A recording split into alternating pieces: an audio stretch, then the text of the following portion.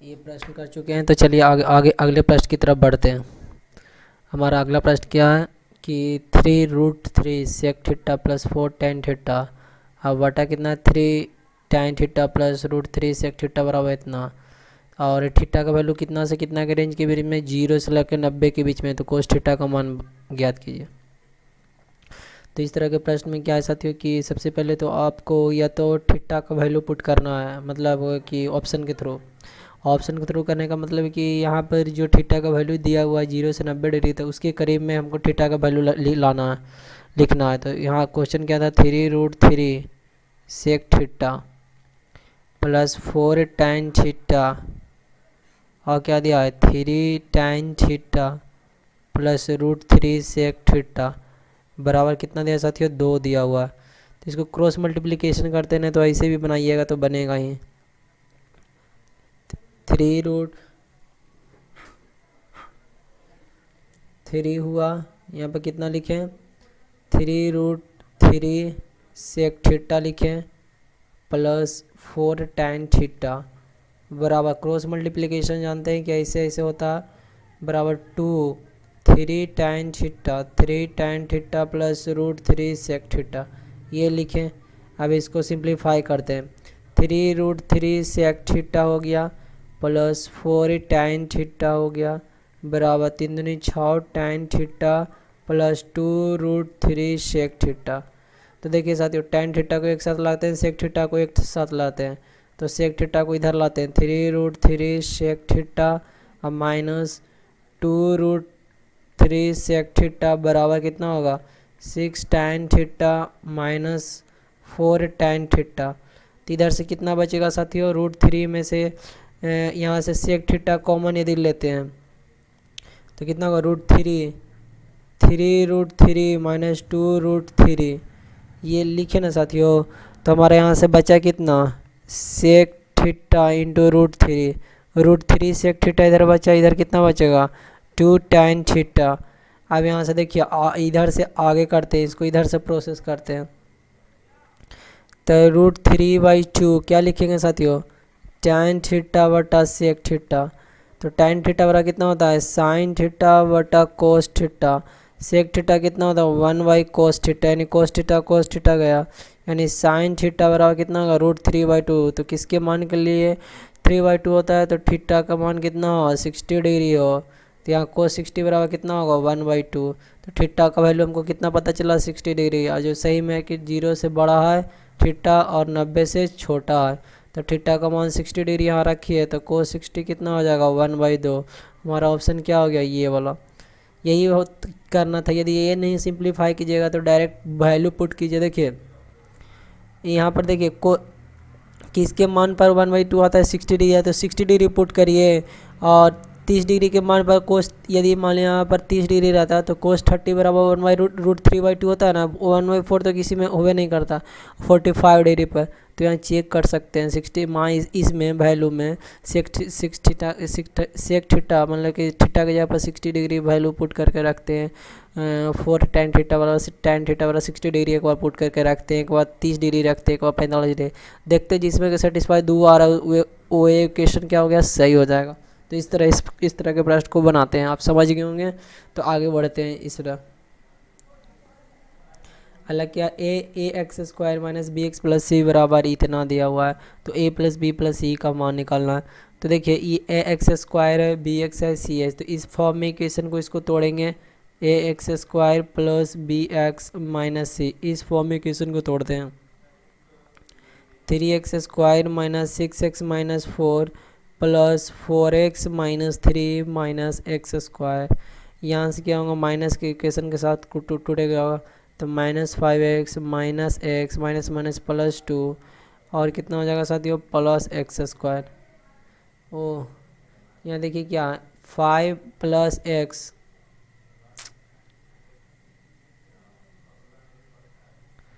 यहाँ पर देखिए क्या हम लोग गलती यहाँ पर ये किया है कि इसको एक बार देखिए आपको समझाते हैं।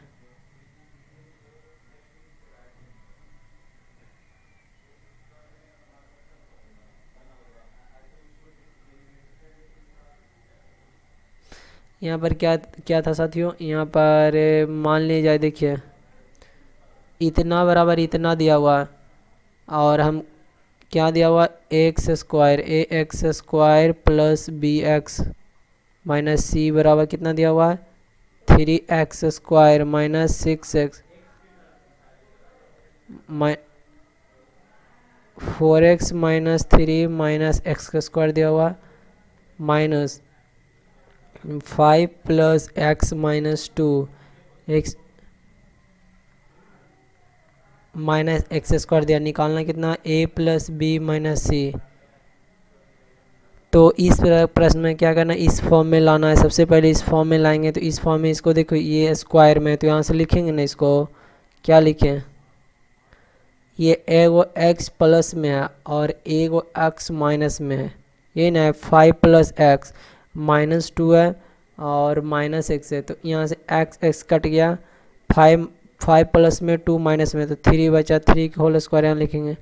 अब इसको सिंप्लीफाई करते हैं तो 3x square minus 6x minus 4 plus 4x minus 3 minus X square और यहाँ से कितना है माइनस 3x स्क्वायर।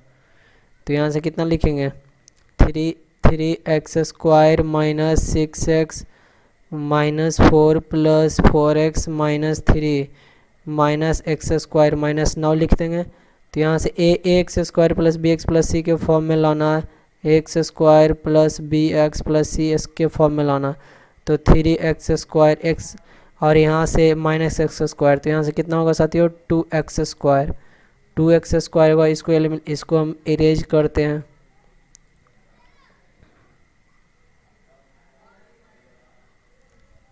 यहाँ से 3x स्क्वायर था यहाँ से x स्क्वायर घटाएं तो 2x स्क्वायर आ गया माइनस 6x था यहाँ प्लस 4x था तो माइनस 2x यहाँ 4 यहाँ 9 4 3 7 7 9 16 माइनस 16 तो यहाँ a बराबर कितना आ गया साथियों a बराबर 2 a बराबर 2 आ गया b बराबर माइनस 2 आ गया c बराबर माइनस 16 आया। हमको निकालना क्या a प्लस बी माइनस सी का वैल्यू a बराबर 2 b बराबर माइनस 2 c बराबर इतना तो यहाँ से यहाँ कट गया नहीं हमारा आंसर क्या आ गया 16 ऑप्शन नंबर बी हमारा आंसर आ गया। चलिए अगले बढ़ते हैं प्रश्न की तरफ। अगला प्रश्न है कि दी गई आकृति ए बी सी डी एक वर्ग है। साथियों ये क्या है वर्ग है। यदि वृत्त की त्रिज्या 5 सेंटीमीटर तो स्पर्श रेखा पीसी की लंबाई पूछ रहा है पीसी की लंबाई हमको खोजना है। ये क्या है साथियों ये क्या है वर्ग है वर्ग दिया हुआ है वर्ग दिया तो कहने मतलब कि सबसे पहले तो चारों भुजा क्या है चारों कारों को 90 डिग्री होगा। यदि वर्ग दिया ये बी सी डी वर्ग है तो चारों डिग्री 90 डिग्री ये एक्स है तो ये भी एक्स होगा और ये भी एक्स होगा ये कहने का मतलब कि चारों भुजा आपस में बराबर है चारों भुजा बराबर है। और यहाँ पर देखिए साथियों दिया वृत्त की त्रिज्या क्या होगा यहाँ से मिलाएंगे तो ये वृत्त की त्रिज्या होगा ये क्या दिया 5 सेंटीमीटर तो ये इसको टोटल को मिलाएंगे तो कितना होगा 5 सेंटीमीटर यानी टोटल कितना होगा ये भी 5 सेंटीमीटर हो गया तो टोटल कितना होगा 10 सेंटीमीटर कह सकते हैं तो 10 सेंटीमीटर हो गया। अब देखिए साथियों स्क्वायर में यदि हम वर्ग बनाते हैं एगो वर्ग बनाते हैं एगो स्क्वायर है यदि ए भुजा ये है तो हम आपसे पूछे यदि नामांकन इसको करें इस वर्ग को ए बी सी डी में तो यदि हम आपको डायगोनल पूछे यानी ए सी स्क्वायर बराबर कितना होता है साथियों ये तो परपेंडिकुलर होता है तो यानी ये हो गया कर्ण ये हो गया आधार या ये हुआ ऊंचाई तो ए सी स्क्वायर बराबर कितना लिखते हैं ए स्क्वायर प्लस ए स्क्वायर यानी कितना होगा 2a स्क्वायर यानी ए सी कितना हो जाएगा ए सी बराबर रूट हो जाएगा 2a स्क्वायर यानी क्या लिखें ए सी करने का मतलब क्या हो गया साथियों डायगोनल ए सी मतलब डायगोनल तो डायगोनल बराबर कितना लिखें √2a। तो ए देखिए ये जो भुजा के रिलेशन में डायगोनल का फार्मूला लिखें मतलब डिराइव किए कि इसके रेस्पेक्ट में भुजा का रेस्पेक्ट में तो यहाँ से हम भुजा निकाल सकते हैं ना आसानी से डायगोनल हमको क्योंकि पता हुआ इस प्रश्न में हमको देखिए डायगोनल दिया हुआ तो डायगोनल कितना हो गया 10 डायगोनल 10 हो गया डायगोनल तो भुजा कितना √2 है तो ए बराबर कितना हो जाएगा साथियों 10/√2 यानी कितना लिख सकते हैं इसको √2 से रूट ऊपर नीचे किए तो 5/√2 यानी भुजा कितना आ गया ये 5/√2 आ गया ये भी 5/√2 आया ये ध्यान रखें 5/√2 आया ना 5/√2 आया। अब क्या करेगा अब इसको देखिए यहाँ 90 डिग्री हो गया ये साथियों 90 डिग्री हो गया ना यहाँ पर यहाँ पर यदि 90 हो गया इसको, तो और क्या करेंगे, ये इसको यदि x मानते हैं, हमको निकालना क्या है, पीसी की लंबाई निकालना है। तो पीसी की लंबाई निकालना है तो हम यदि इसको p मानते हैं, p मानते क्या माने, p माने, p माने तो पीसी के स्क्वायर बराबर कितना होगा, पीसी बराबर पीसी का, क्योंकि ये 90 डिग्री होगा, ये क्या हो गया, हाइपोटेनस हो गया, ये आधार हो गया, ये हो गया लंब हो गया। तो पीसी के स्क्वायर लिख सकते हैं ना, पीसी का स्क्वायर बराबर 5√2 के होल स्क्वायर, 5√2 के होल स्क्वायर प्लस पी के होल स्क्वायर, इसको हम पी माने, आधार वाला को इसको पी माने। तो पीसी का स्क्वायर बराबर कितना हो गया साथियों, 25 25 25 दूनी 50, 25 दूनी 50 प्लस पी स्क्वायर, यानी पीसी बराबर इतना लिखें। अब हमको पता है कि हमको पीसी स्क्वायर बराबर, एक सर्किल है, एक सर्किल बनाते हैं, आपको समझाते हैं। एक सर्किल है, यहाँ से यदि लाइन ऐसे ड्रॉ करते हैं, ये P है, ये A है, ये B है, ये C है। तो हमको पता है कि PA स्क्वायर बराबर कितना होता है साथियों, PA स्क्वायर बराबर AB into SC। PA square बराबर कितना होता है, AB इंटू AC होता है। तो यहाँ से लिख सकते हैं ना, यहाँ से PC के स्क्वायर बराबर कितना होगा, PV इंटू PA। तो हमको निकालना क्या है साथियों, PC तो ही निकालना है। तो PC बराबर कितना होगा, PV को क्या माने हम, x माने हैं। और PA कितना हो गया, साथियों x प्लस PA कितना हो गया, टोटल नंबर थी, PV को क्या माने, P न माने, सॉरी PV को P माने। और PA कितना हो गया, P प्लस 5√2। और यहाँ से PC का स्क्वायर और कितना मान निकालें, 50 प्लस P के स्क्वायर, यही ना निकाले हैं। तो यहाँ से देखिए क्या होगा, 50 प्लस P के होल स्क्वायर बराबर P स्क्वायर प्लस 5√2P। तो यहाँ से P स्क्वायर कट गया, यहाँ से कितना आ गया, 5 से 10 बचे 50, यानी कितना आ गया, 10√2 बराबर P, यानी कि इसको स्क्वायर करेंगे तो कितना आ गया, P बराबर 5√2।